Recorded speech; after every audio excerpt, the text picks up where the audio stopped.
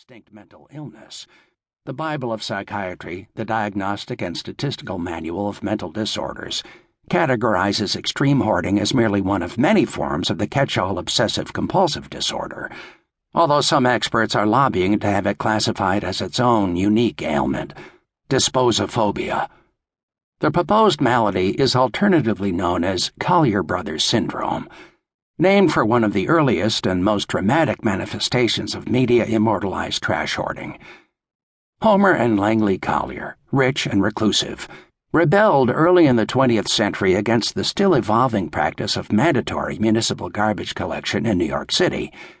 They turned their multi-story brownstone into a crammed and putrefying museum of trash, featuring endless piles and rows of newspapers, bottles, boxes, broken gadgetry — Langley Collier fancied himself an inventor — and a partially buried Model T Ford hidden on the second floor beneath layers of debris. The brothers were found dead in their home in 1947. Langley had been crushed by a collapsing tunnel of trash, and his invalid older brother Homer, helpless without Langley's care, died later of thirst and starvation. Authorities eventually removed about 130 tons of trash from the brothers' home.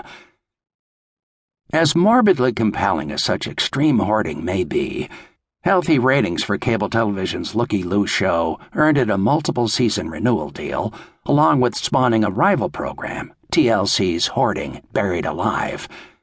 The most revealing aspect of dysposophobia is society's tone-deaf response to the phenomenon.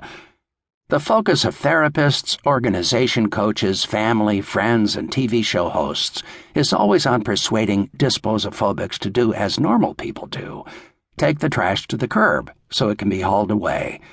A little counseling here, a little psychoactive drug therapy there, throw in a cleanup crew, a dump truck, and some liberal doses of Mr. Clean, and poof, problem solved. But little, if any, thought is given to the refuse itself, or to the rather scarier question of how any person, hoarder or not, can possibly generate so much trash so quickly. Of course, there's a reason for this blind spot. Namely, the amount of junk, trash, and waste that hoarders generate is perfectly, horrifyingly normal. It's just that most of us hoard it in landfills instead of living rooms, so we never see the truly epic quantities of stuff that we all discard.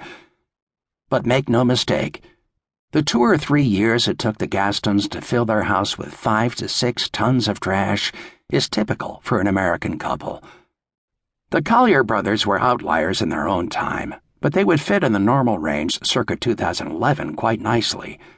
Their lifetime trash production 70 years ago matches almost to the pound the prodigious modern American equivalent. The rest of us are just better at hiding it, mostly from ourselves. This turns out to be something various government, industry, and university surveys attempt to track quite carefully. Americans make more trash than anyone else on the planet, throwing away about 7.1 pounds per person per day, 365 days a year. Across a lifetime, that rate means, on average, we are each on track to generate 102 tons of trash. Each of our bodies may occupy only one cemetery plot when we're done with this world, but a single person's 102-ton trash legacy will require the equivalent of 1,100 graves. Much of that refuse will outlast any grave marker, Pharaoh's pyramid, or modern skyscraper. One of the few relics of our civilization guaranteed to be recognizable 20,000 years from now is the potato chip bag. And no, those new biodegradable plastic bottles and bags intended to save the day so far haven't saved much of anything. Turns out manufacturers failed to check whether their lab-tested degradability is compatible with the real-world network of local composters and recyclers across the nation.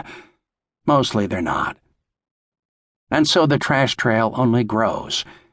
The Environmental Protection Agency estimates that between 1980 and 2000, the average American's daily trash load increased by 1/3. The difference between now and 1960 is even greater, nearly double the per capita trash output. Americans have won the World Trash Derby without really trying, making 50% more garbage per person.